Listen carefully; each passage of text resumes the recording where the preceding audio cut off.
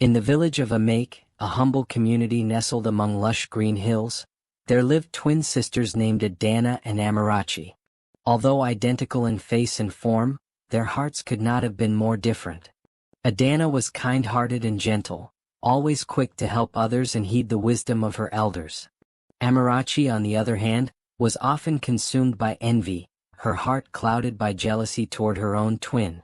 Growing up, their parents, Mama Ifeoma and Papa Ikin, tried to raise them with love and ancestral wisdom. An old saying their father often repeated was, "When a bird perches on the fence shakes and the bird shakes. One who causes others trouble only causes trouble for herself." Adanna listened and lived by such counsel, but Amarachi would merely roll her eyes, feeling that she was always in her sister's shadow. Not long ago, Amarachi's jealousy had nearly shattered their family's peace. Adanna had a suitor and dear friend named Chike, a hard-working young farmer from the next village. Seeing Adanna happy sparked bitterness in Amarachi's chest. In secret, Amarachi plotted to steal Chike's affection, resorting to lies and flattery. For a time, her schemes sowed confusion and heartbreak. Chike grew distant from Adanna, and whispers spread through Amake. Though the truth eventually came out and Chike apologized, the damage was done. Chike left the village in shame and sorrow, and Adanna's tender heart was left quietly aching. She forgave her twin, for Adanna's nature was to forgive, but a shadow fell between the sisters.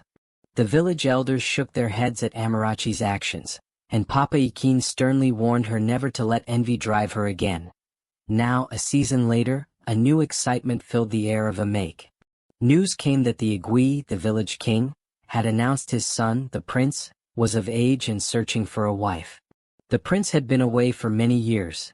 Some said he trained with his mother's kinsmen in a distant land. Others whispered he had been studying leadership and warcraft. Few villagers knew his face now that he was grown, but all knew his name, Prince Obinna, son of Igui Akpara of Amake. Obinna was a name that carried nobility and promise, meaning father's heart. The Igui's proclamation set the village abuzz. Maidens whispered under the moonlight about the handsome prince of Amake. Mothers secretly harbored hopes that their daughter might catch the royal eye. Even Amarachi, upon hearing the news at the village well, clenched the rope of her water pot with determination. She imagined the wealth and admiration she would gain if she became the prince's wife. Her jealousy of Adanna turned into a new ambition. Amarachi wanted to be a princess. Adanna, however, paid little mind to the gossip of the prince's search. She was content with her simple life, helping Mama Ifeoma cook and harvest yams, fetching water from the stream, and weaving mats to sell at the market. After the heartbreak with Chike, Adanna kept her dreams modest and her heart guarded. She only prayed for peace in her family and perhaps, one day, a love that was true and kind. Little did she know, fate and the ancestors were quietly listening, preparing to answer Adanna's prayers in a most unexpected way. Her own twin. One bright morning, Adanna balanced a clay pot on her head and walked the narrow footpath towards Udala stream, named after the wild Udala fruit trees that grew along its banks. The air was cool and filled with the sounds of chirping weaver birds. Adanna hummed a gentle folk song as she walked, the tune drifting through the tall grasses. At this early hour, she expected to be alone at the water, enjoying a few moments of peace. Down by the stream's edge, a young man stood partially hidden by reeds, filling his own gourd with water. He was dressed in a simple brown tunic and had a woven hat slung on his back. At first glance, he looked like any other traveler or perhaps a laborer. Adanna would not have paid him much attention, but as she stepped onto the riverbank, a sandy patch gave way under her foot. She stumbled with a small cry, and the heavy clay water pot began to tip. Before the pot could crash to the ground, the stranger leapt forward with swift grace and caught it. Water splashed around their feet as together they steadied the pot. "Be careful, Enani, sister," the young man said kindly. "These pots have a mind of their own." Adanna let out a shaky breath and managed a grateful smile. "Thank you so much. I didn't expect anyone else here." She tilted her head curiously. Up close, she noticed the man's striking features. Warm, intelligent eyes the color of rich earth, and a strong but gentle demeanor. He certainly didn't look like a typical farmer or servant. There was something noble in the way he carried himself, despite his plain clothes. "I'm sorry if I startled you," the stranger replied. My name is Obi. He chose the nickname easily for it was part of his given name. Adanna did not realize this was short for Obinna, the very prince her village buzzed about. I was traveling through and stopped to get water. Are you all right? He asked, concern in his voice. Yes, I'm all right, Adanna said as she adjusted the pot. A few locks of her hair had fallen loose and she brushed them back from her face. I'm Adanna. That's a lovely name, Obi said with a friendly smile. Adanna, father's daughter, is it not? Your father must be very proud. Adanna blushed slightly at the compliment and nodded. He is, I hope. He calls me and my twin sister the jewels of his life. At the mention of her twin, Obi raised an eyebrow in surprise, but Adanna quickly added with a wry smile, though I assure you only one of us behaves like a jewel most days. I'm usually fetching water while my sister still sleeps. Obi chuckled. Then the village is lucky to have your industry. He took the heavy pot from her, effortlessly lifting it. May I help you fill this? The stream can be slippery. Together they walked to the water's edge. Adanna noticed how Obi rolled up his trousers and stepped into the cool stream to fill the pot carefully, as though it were no trouble at all. Most young men she knew would rather let a girl struggle than wade in and risk wetting their clothes, but Obi didn't hesitate. Adanna found herself studying his face as he worked. There was a gentleness there and a hint of something thoughtful in his eyes, as if he carried unspoken responsibilities. As he hefted the now full water pot back into Adanna's arms, their eyes met. A spark of connection passed between them like a sunbeam breaking through clouds. Adanna's heart fluttered in a way it hadn't in a long time. She thanked him softly. You're very kind. Are you new to a make? I don't think I've seen you before. Obi paused, aware that most villagers wouldn't recognize him after years away, especially dressed as he was. He decided on half a truth. I've been away a long time. I only just returned to this region. I'm staying with relatives for a while. Adanna sensed there was more to his story, but she didn't pry. Villagers in their land often traveled to stay with kin in other towns, especially if they were learning a trade. Instead she offered, well, I hope a make welcomes you well. We have a saying here, may your path be clear and your heart be glad. Ibalachi? Have you greeted the morning? He responded in Igbo, using a traditional greeting with a smile. He had an educated accent, one that hinted at upbringing among people of status. Adanna was a bit surprised to hear the formal words from someone she thought a common traveler. She answered politely in kind, and both laughed lightly, the moment charged with a strange familiarity, as if they had known each other before.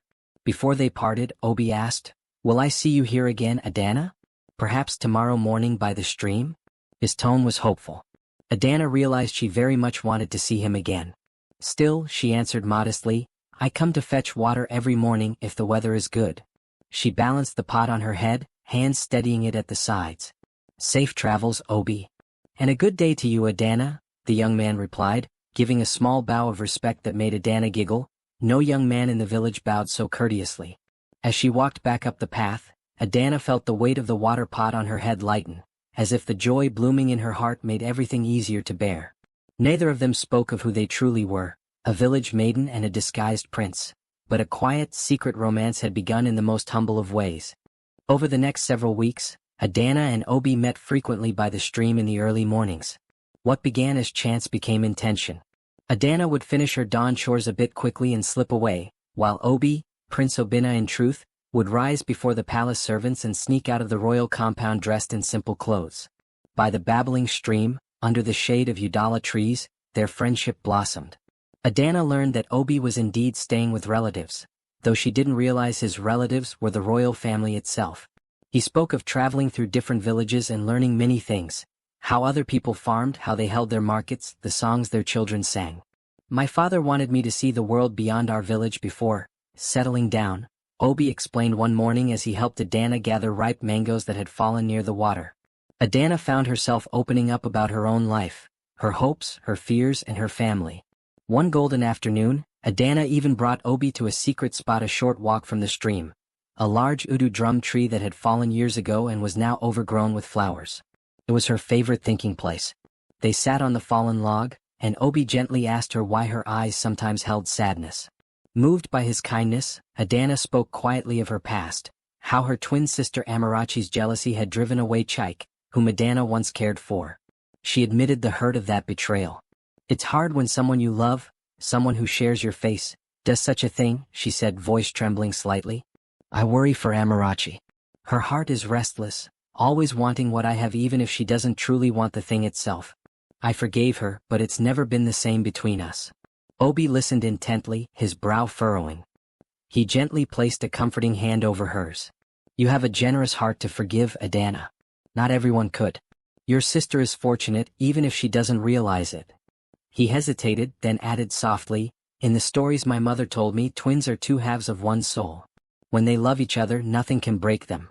But when they fight, nothing can break them more painfully. I hope you and Amarachi find your way back to that bond. Adanna offered a sad smile. I hope so too. She looked into Obi's kind eyes and found herself asking, and what of you? Do you have any siblings? Obi's face clouded just a touch. He was quiet for a moment, gazing at the distance where the red-orange sun was beginning to dip. No, I'm an only son, he said simply. It has its own burdens.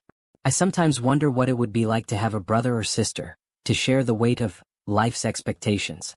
He nearly said the crown's expectations, but caught himself. The wind rustled the leaves overhead as he went on. That's partly why I travel. When everyone knows who you are at home, it can be hard to be yourself.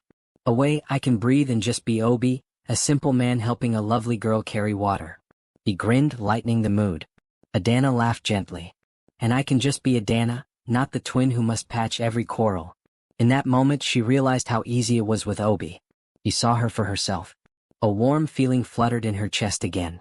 Their connection deepened with each meeting. Sometimes they exchanged small gifts. Adanna wove a tiny bracelet from colorful fibers for Obi's wrist, and in return Obi carved a wooden pendant in the shape of a nduru, a peace dove, and gave it to her. For peace and for remembrance, he said as he tied the leather string of the pendant gently around Adanna's neck one dawn. His fingers lingered a moment on the nape of her neck, and Adanna's cheeks warmed. They even created their own little world of secrets. If they passed each other in the village, for Obi had started to wander the marketplace by day to learn more of his future subjects, they would not openly acknowledge each other beyond a polite nod. But later, by the stream, they would laugh about nearly being caught. Once, a group of young women at the market had surrounded Obi, giggling and flirting, not knowing they were pestering the prince himself.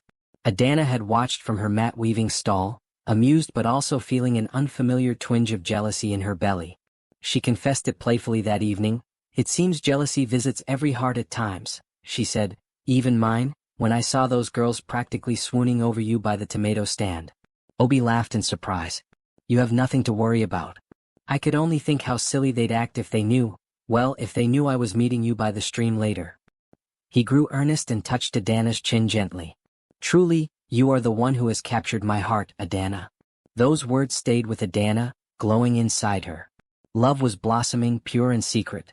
In the midst of this joy, neither of them noticed a pair of watchful eyes following them one morning. Behind the thick trunk of an ogilasci tree near the stream, Amarachi stood listening, her nails digging into the bark as she realized Adanna had found another suitor. Perhaps an even better one. Amarachi's suspicion had been aroused by Adanna's recent happiness. She noticed her twin's secret smiles, the way Adanna slipped out at dawn, and how a wooden dove pendant now hung around her neck. Something was amiss.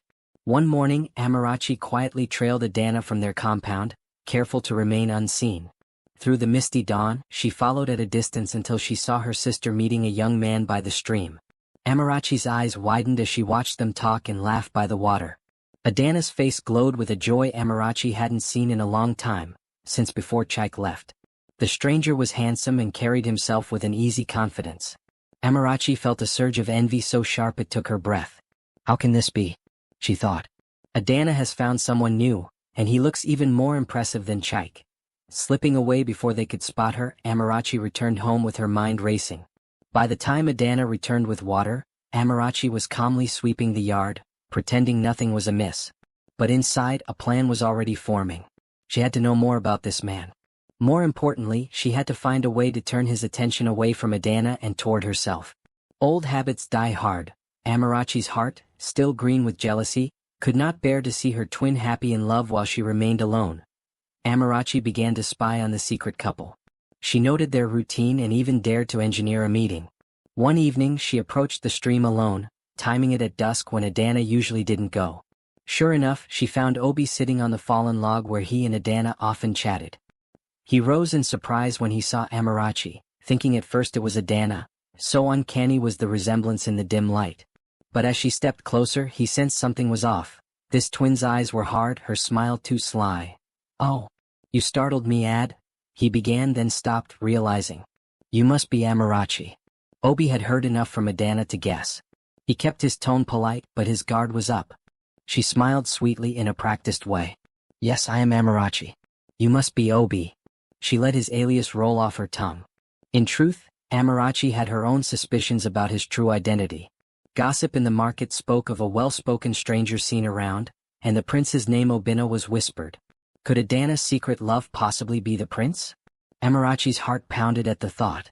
If it were true and if she could win him, she'd have everything she ever wanted: status, admiration, and to finally outshine Adanna. Obi nodded cautiously. "Adanna has mentioned you."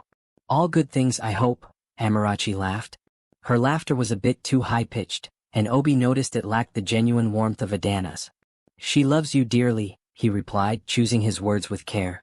Amarachi's smile tightened at that, but she quickly masked it. She stepped closer, tilting her head. "You know, Obi, you should come by our compound one day. My parents would be delighted to meet a friend of Adanna's. We could host you for dinner. It must be lonely being new in the village and staying with relatives." She watched his face for a reaction, hinting that she suspected his relatives might be more prominent than he let on. Obi gave a polite but non-committal answer. "That's very kind, but I wouldn't want to impose. I'm sure I'll meet them in time if fate allows."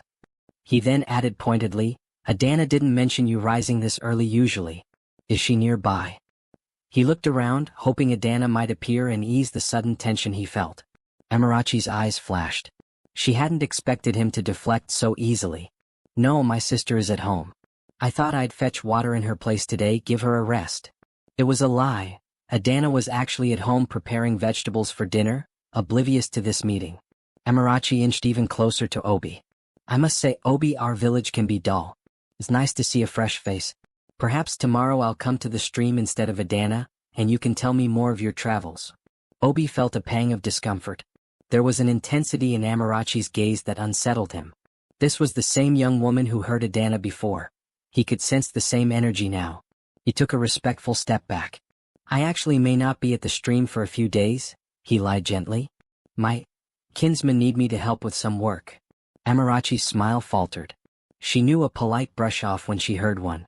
She had hoped to learn more by engaging him, but Obi was cautious. Still, she wasn't deterred. She decided to press once more, testing him. "I understand.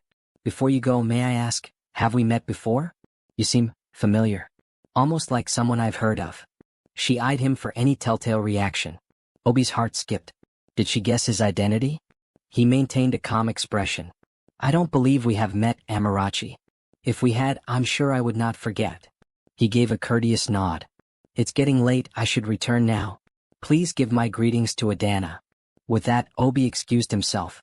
Amarachi watched him disappear down the path, her suspicions stronger than ever. There was something regal in his bearing that was hard to hide. Could it truly be the prince? She wondered.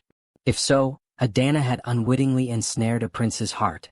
And if Amarachi could steal the prince for herself, it would be the ultimate triumph over her sister. As twilight fell, Amarachi returned home to find Adanna humming happily as she prepared the evening meal. Adanna looked up and said, "There you are. I was wondering where you went. Could you pass me the salt and so?" Using an affectionate term for sister. Amarachi forced a smile and helped with the cooking, but her mind was elsewhere. She decided she needed confirmation of Obi's true identity, and she knew just how to get it. The next day, Amarachi paid a visit to Envious, one of the royal palace servants who occasionally bought vegetables from the twins' mother. With a bit of friendly chatter, Amarachi inquired about the upcoming royal events. Envious revealed excitedly that the Igui was planning the annual New Yam Festival, which would be held in 2 weeks' time. "It will be a grand celebration," he exclaimed. "The Igui's son, Prince Obinna, will make a public appearance. In fact, rumor has it that the prince has been mingling with the people lately in disguise to find a bride who truly loves him." He chuckled. "The prince is clever. Many a maiden will be surprised." Amarachi's heart thudded. The rumors were true then. Prince Obinna was searching incognito. As Envious rambled on about the festival preparations, Amarachi's eyes narrowed in determination. She felt a mix of awe and burning ambition. Adanna has unknowingly caught a prince. All of Amarachi's jealousy and desire for status flared brighter. She resolved that by the festival's time, she would position herself as the prince's chosen bride, not Adanna. In the days that followed, Amarachi set her plot in motion. She was unusually kind and attentive to Adanna, pretending as if she had turned over a new leaf. Adanna was pleasantly surprised. Her twin seemed to finally be warming to her again. Amarachi even helped Adanna pick out the best clay beads and colorful wraps for the upcoming New Yam festival, insisting, "We must look our best, sister. It's a celebration for the whole village." Adanna smiled, hopeful that perhaps the rift between them was healing. Meanwhile, Prince Obinna had been called back to the palace by his father Igwe Akpara, who was unaware of his son's secret romance but eager to arrange the festival. Before leaving, Obi managed to send a message to Adanna through a trusted palace guard who also knew him well. The guard delivered a simple note to Adanna one afternoon while she sold mats at the market. The note read, "Meet me by the old Udala tree at dusk." Obi. Adanna's heart leapt. She snuck away in the late evening and found Obi waiting beneath the old Udala, the orange fruits overhead glowing in the sunset light. He was dressed a bit finer than usual, still not in royal attire, but a crisp clean shirt of deep blue and a carved walking stick by his side. Adanna sensed a formality as if he had come to discuss something serious. They embraced gently. "I missed our mornings," Adanna whispered, looking up at him. Obi smiled tenderly and took both her hands in his. "As did I. My father has kept me busy. He's preparing something big for the village." Adanna nodded. "The New Yam festival, I heard. Will be grand to see. We give thanks for the harvest and celebrate community." She loved the festival time. Dances, masquerades, feasting on roasted yam with palm oil, and the whole village in joyous mood. Obi hesitated, then spoke earnestly. "Adanna, I have something to tell you, and to ask you." His sudden seriousness made her heart flutter with anxiety. "What is it?" she asked. Obi took a breath. He realized this was the moment to reveal his true identity, but he feared how she might react. Would she feel betrayed that he hadn't told her? Nonetheless, he steadied himself. He wanted to be honest now. "Adanna, my full name isn't just Obi. Obinna. I am Igwe Akpara's son." He searched her eyes as the words sank in. "I am the Prince of Amake." Adanna's eyes widened. She opened her mouth but no sound came out at first. The gentle, humble Obi she had fallen in love with was the prince? She remembered all the small signs. His refined accent, his courteous manners, the way Enzoma, whom she'd seen him greet once, bowed slightly to him even in plain clothes. It all added up now. Adanna felt a mix of astonishment, disbelief, and a touch of fear. She instinctively released his hands and stepped back, bowing her head. "Your Highness." "I don't understand," she stammered, suddenly formal. Obi, Prince Obinna, immediately closed the space and gently lifted her chin. "No, please, it's just me, the same person you met by the stream," he said, his voice pleading. "I'm sorry I didn't tell you sooner. I wanted you to know me as I am, not as a prince. Can you forgive me?" Adanna's heart raced. She looked into his eyes. Those were the same kind eyes of the man who saved her water pot from falling, who listened to her worries, who laughed with her in the mornings. She realized she was trembling. "I forgive you," she said softly. "It's just a lot. I never dreamed." Obinna let out a breath of relief and wrapped her in a comforting embrace. She relaxed against him. After a moment, he spoke quietly. "Adanna, the reason I told you now is because at the New Yam festival, my father expects me to announce my choice of bride." He felt her stiffen slightly in his arms and continued, "I have not told him yet, but I will only choose the woman I love, and that is you, Adanna." Adanna gasped, pulling back enough to search his face. "Me? But I'm just a village girl. What will the Igwe in the village say?" Her mind swirled with the implications. A prince marrying a commoner, though it wasn't unheard of if the prince insisted. She knew many highborn families might oppose it at first. Obinna cupped her face in his palms gently. "You are not just anything. You are the woman who taught me how sweet and genuine love can be. I have seen your heart, and it is more precious than any title. If my father has any sense, he will see it too. And if he objects," Obinna smiled wryly, "well, I have been known to be stubborn. I would argue with the king himself for your hand." A tear slipped down Adanna's cheek, which Obinna wiped away with his thumb. Obinna. "I love you," she whispered, finally allowing the truth in her heart to be spoken aloud. "I would be honored to be chosen by you. I love you not for being a prince but for the man you are. Yet I fear. I fear I am stepping into a world I know little of. He shook his head. We'll step into it together. You will never be alone in it. From a pocket in his tunic, Obinna pulled out a small object, a delicate bracelet strung with coral beads, the deep red-orange kind that only the royal family and nobility wore for special occasions. Each bead was etched with a tiny pattern of a rising sun. Adanna recognized it as something very precious. Her hands trembled as he placed it in her palm. Wear this at the New Yam festival, he said. It is a token of my love and a sign so that I may know you in the crowd when it's time for me to declare my bride. I will look for these beads on your wrist. Adanna tried to protest that such precious jewelry shouldn't be hers, but Obinna insisted. It belonged to my mother, he explained softly. She told me to give it one day to the woman who truly wins my heart. Overwhelmed and joyful, Adanna allowed him to tie the coral bead bracelet around her wrist. It glowed in the fading light like captured sunlight. They shared a long, sweet embrace, and before parting, a gentle kiss under the udala tree that sent Adanna's spirit soaring. They agreed to keep their love secret for just a bit longer, until the festival where all would be revealed. Neither noticed the shadow slinking away into the bushes. Amarachi had been eavesdropping from behind the tree grove. She had followed Adanna, hoping to confirm her suspicions. Now, having heard everything, her blood roared in her ears. Adanna and the prince in love? A royal bracelet given as a token? Amarachi's fingernails dug into her palms. Envy, disbelief, and rage warred within her, but then solidified into cold, sharp determination. Amarachi knew what she had to do. She would not let Adanna walk away with this glorious fate. If the prince would recognize his chosen bride by a coral bracelet, then Amarachi decided she must have it instead. Adanna doesn't deserve this, she lied to herself. It should be me. I will be the princess. In the dark of that night, Amarachi snuck to Adanna's bedside while her twins slept, the moonlight filtering through the window. There, on Adanna's gentle wrist, was the coral bead bracelet, faintly glowing with a ruddy hue. Ever so delicately, Amarachi loosened it and slipped it off. Adanna, exhausted from the emotions of the evening, did not wake. Clutching the bracelet, Amarachi felt a triumphant thrill. The next morning, Adanna awoke to find the bracelet gone. She searched her mat and the floor in a panic. What are you looking for?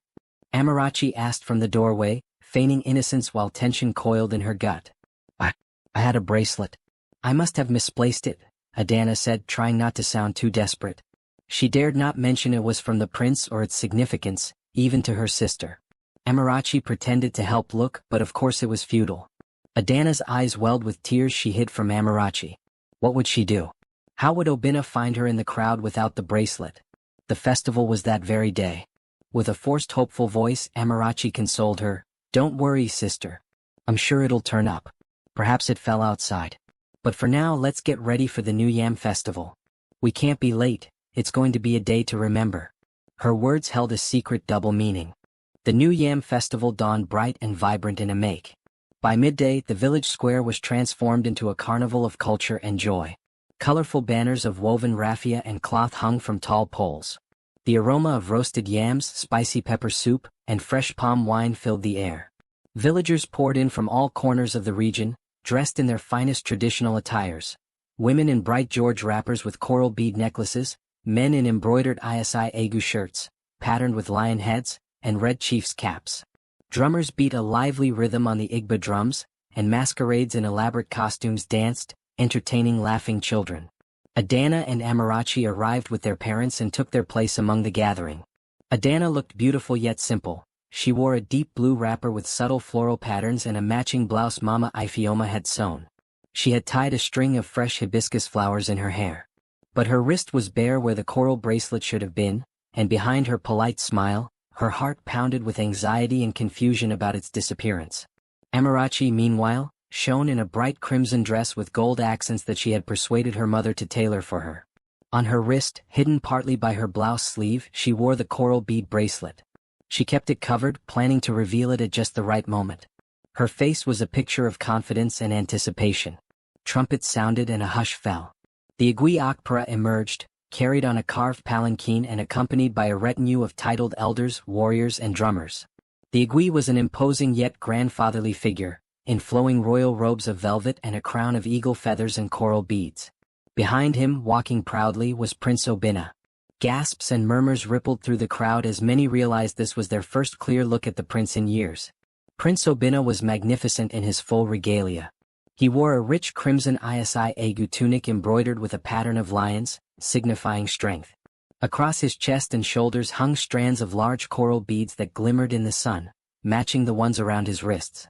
A finely woven cap with a short feather sat on his head. Yet for all the splendor, his expression was anxious as his eyes scanned the crowd. He was searching fervently for Adanna. Adanna's breath caught when she saw him in his royal attire. It was truly Obinna, yet somehow he seemed almost another person amidst the pomp, a prince of the blood. She suddenly felt shy and uncertain, blending into the crowd rather than coming forward. She wanted to wave or call out, but such behavior in a formal event would be improper. Instead, she watched, heart in her throat, hoping he would spot her. If only I had the bracelet, she thought with despair. The festival proceeded with lively performances. After the Igui made a welcome speech and blessed the new yam harvest, by symbolically cutting open a roasted yam tuber and offering some to the ancestors, there were traditional dances. Adanna tried to push through closer to the front, but the crowd was thick. Amarachi stuck close by, gripping Adanna's hand as if in sisterly excitement, but in truth to keep her from moving too far ahead. At last came the moment everyone had been waiting for. The Igui raised his hand for silence and announced, "Today is not only a day to thank the gods for a bountiful harvest, but also to look to the future of our community. My son, Prince Obinna, has something to share." Obinna stepped forward. Despite his confident stance, he felt his heart hammering. He had locked onto Amarachi and Adanna's general area, but in the glare of midday sun, and with them half obscured by others, he hadn't clearly seen them yet. However, he did catch a glimpse of what looked like the coral bracelet, on a wrist raised momentarily. There, he thought with relief, spotting the distinct orange-red beads. They were up front, only a few rows back. Obinna smiled as he began to speak, believing his beloved stood there. "In the past weeks," Prince Obinna addressed the crowd, "I have walked among you not as a prince, but as one of you, to understand and to find a connection that goes beyond titles. In doing so, I was blessed to meet a woman of great virtue, kindness, and beauty of spirit." A wave of chatter swept the square. Maidens blushed and whispered, each hoping he meant them. Amarachi squeezed Adanna's hand tightly, nearly trembling with anticipation. Adanna looked at her twin in puzzlement. Why was Amarachi shaking? She still had no inkling of Amarachi's scheme or that the bracelet was right now on Amarachi's arm, hidden. Prince Obinna continued, his voice ringing out, "Today I wish to publicly acknowledge that connection. Father, elders, people of Amake, I have found someone I love, and if it pleases the gods and you all, I intend to make her my wife." The crowd erupted in murmurs of surprise and joy. Such a romantic revelation at the festival. Igui Akpara, also taken aback by the unexpected announcement, for his son had told him only last night he had chosen but hadn't said who, nonetheless smiled to see his son speak with such heartfelt conviction. He gestured for Obinna to proceed. Obinna took a decorated staff and lifted it, a sign that he was about to indicate his choice. His eyes again sought the coral bracelet in the throng. Now Amarachi seized her chance. She abruptly let go of Adanna's hand and stepped forward out of the crowd, boldly pushing her way to the front with a feigned air of excitement. As she did, she let her sleeve slide back, displaying the coral bracelet on her slender wrist for the prince to see. Adanna was momentarily startled. "Amarachi, where are you?" she called, but her voice was drowned in the gasps as people saw one of the beautiful twin daughters of Ikin step forward. Some villagers smiled, assuming Adanna was stepping forth, for from a distance it was hard to tell the twins apart, especially since Amarachi now stood with confidence while Adanna hung back in confusion. Prince Obinna's eyes locked on the bracelet gleaming on Amarachi's arm. He couldn't clearly see the face from where he stood atop the dais, but the bracelet was unmistakable. Relief and joy flooded him. He raised his hand and declared, "Adanna, come forward." A collective "oh" went through the crowd. Papa Ikin and Mama Ifioma were astonished. Had the prince just called their daughter? Papa Ikin puffed with pride and started to step forward to encourage Adanna, but Mama Ifioma squinted. Something felt off in a mother's intuition. Why did the daughter who stepped out seem a bit more stiff in posture? Was that truly Adanna or? Amarachi, hearing the prince call Adanna's name, felt a twist in her stomach. But she steeled herself. He thought she was Adanna. That was enough. She lifted her chin and ascended the steps toward Prince Obinna with a graceful sway, trying to mimic her sister's gentle demeanor. The bracelet caught the sunlight, a beacon of her deception. Adanna stood frozen a few yards back, heart plummeting. She realized two things in a crushing instant.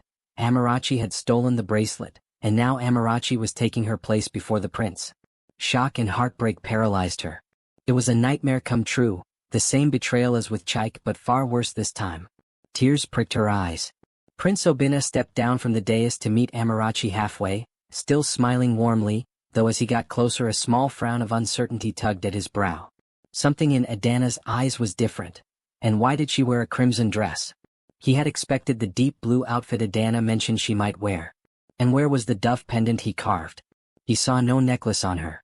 He whispered, "Adanna?" Amarachi nodded quickly, avoiding too much eye contact by bowing her head shyly to conceal any telltale difference. She spoke softly, trying to imitate Adanna's tone, "Yes, my prince." It took all her willpower to keep her voice steady and sweet. The crowd cheered, thinking a romantic union was about to be sealed. The aiguille beamed and the drummers prepared a celebratory beat. But Prince Obinna's instincts nagged at him. Up close, he now saw that Amarachi's features, though identical, had subtle distinctions. The way she smiled did not dimple her left cheek as Adanna's did, and there was a small beauty mark near her right ear that he didn't recall on Adanna. His heart lurched. This might not be his beloved at all. To buy time, Obinna gently took Amarachi's hand. She practically glowed at his touch, while he felt a strange chill. He turned to the audience and announced formally, "Behold, the one who has captured my heart." But even as he said it, his eyes darted among the onlookers. In the sea of faces he finally spotted Adanna. She had pushed through to the front now, desperation on her tearful face. Their eyes met, and Obinna felt a surge of certainty. There was the woman he loved, standing stricken in blue with flowers in her hair, empty-handed and confused. Chaos threatened to erupt in Obinna's mind, but he steadied himself. Keeping Amarachi's hand only loosely, he addressed the elders. "According to our custom, I must prove that this woman is worthy and that our bond is true. We will answer any question of character if need be." This was a stalling tactic. Some Igbo communities had a tradition of elders or family questioning a betrothed couple to ensure they knew each other and were of good character. Sure enough, one elder woman, Mama Chinedu, stepped forward with a grin. She loved a bit of drama. "My prince," she called, "we must ask, by what sign do you know this girl loves you truly and not your title? We would hear from her own mouth what she treasures about you." Amarachi's eyes widened. This wasn't expected. She hadn't even had a real conversation with the prince as himself, let alone developed feelings. But she quickly composed herself. Before she could speak, Obinna gently interjected, "Allow us a moment, wise one. She is shy." He then leaned to